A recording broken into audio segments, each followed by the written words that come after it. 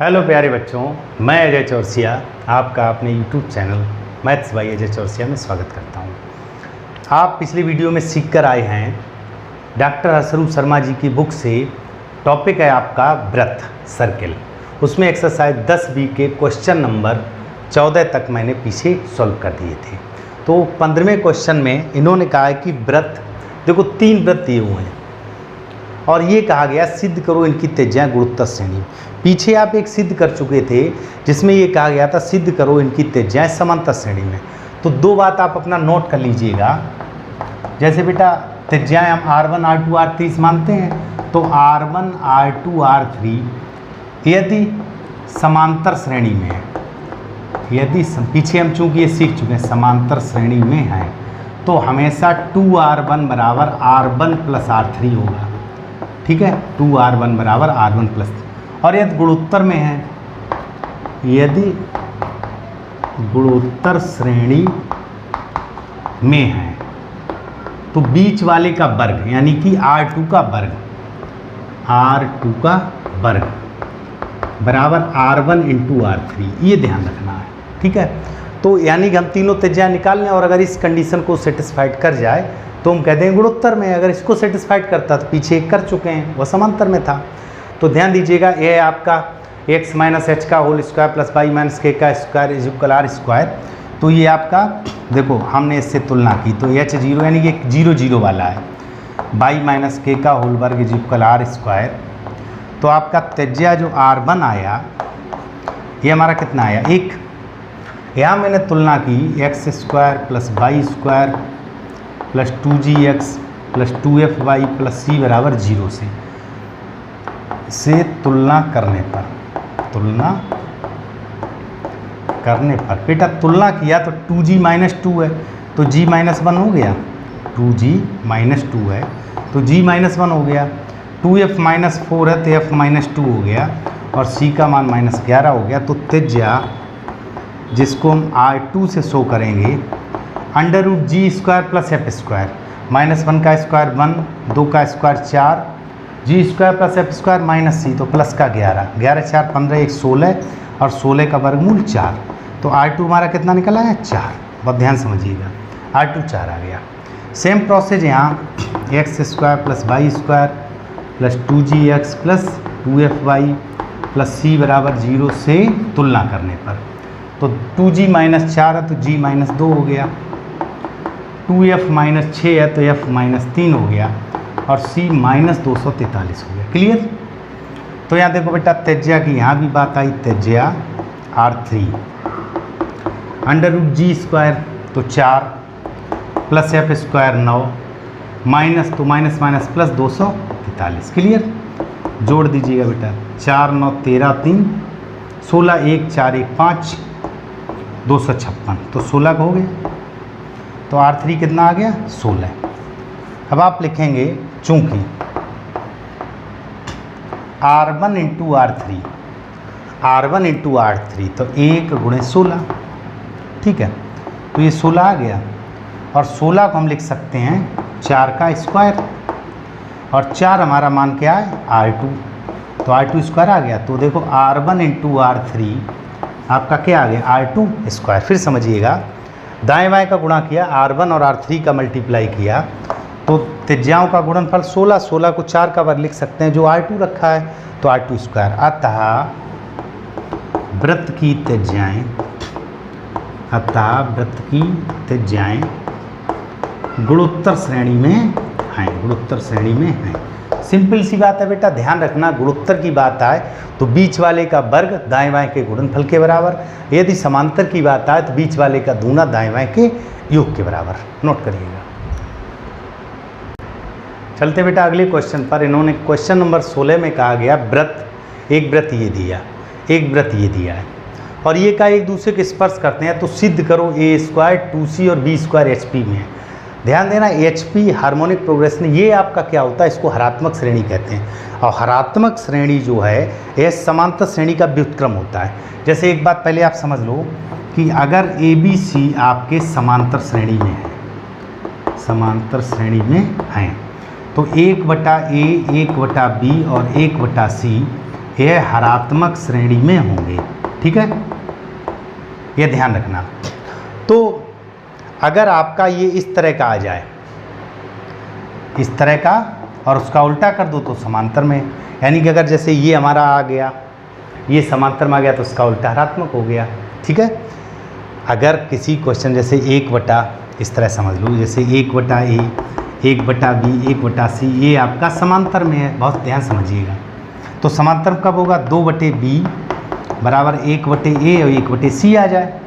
तो ये अगर समांतर में है तो इसका मतलब क्या हो गया? ABC हरात्मक में है।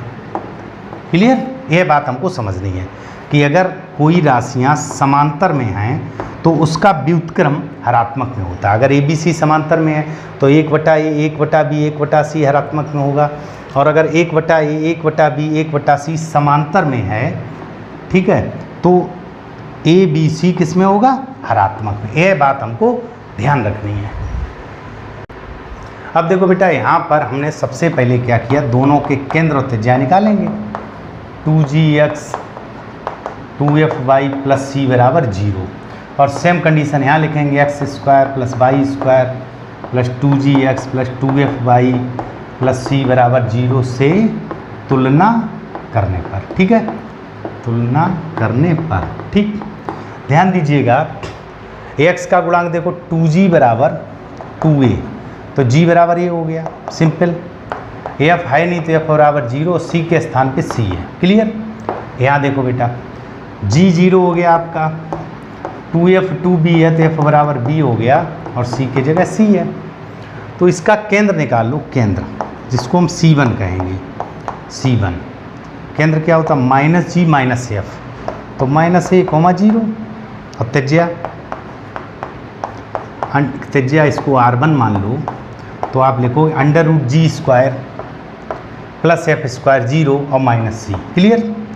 यहाँ पे इसका केंद्र की बात करते हैं, केंद्र जिसको हम C2 कहेंगे, ठीक।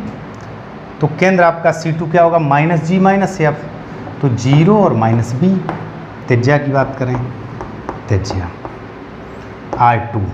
R2 आपका क्या होगा? √g² 0 है प्लस f² -c, ये आपका R1 R2 आ गया। चूँकि इन्होंने ये कहा कि एक दूसरे को स्पर्श करते हैं, तो आपको लिखना, चूँकि वृत्त एक दूसरे को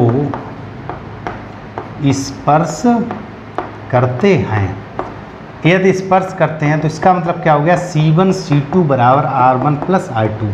पीछे हम कई क्वेश्चन, C1 C2 मतलब दोनों केंद्रों के बीच की दूरी, इसके और इसके बीच की दूरी। तो देखो बेटा, C1 C2 निकालेंगे तो अंडर रूट, जब इसमें से देखो -a और -0 का होल वर्ग प्लस 0 -b, तो प्लस b का होल वर्ग बराबर R1 है आपका √a² -c, और ये है b² -c, ठीक। वर्ग करने पर, क्या करने पर?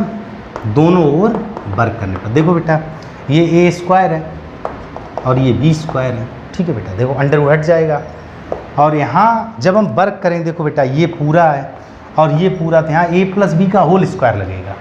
क्या लगेगा? a प्लस b का होल स्क्वायर, तो a वर्ग प्लस b वर्ग और प्लस 2ab, तो प्लस 2a के जगह √a² -c और b के जगह b² -c। ध्यान देना, ये a² b² जब इधर आए कट जाएगा, -c बराबर के इधर भेज देंगे, तो आपका 2c प्लस का, थोड़ा सा फिर समझ लीजिएगा, मैंने यहाँ केंद्र निकाला -a और 0, त्रिज्या आ गई R1 a² -c under root में, g0 fb, तो केंद्र हो गया 0 का -g -f, तो 0 -b, त्रिज्या हो गई √b² -c। चूँकि ये कहा गया है कि वृत्त एक दूसरे को स्पर्श करते हैं, तो ये कंडीशन होती है।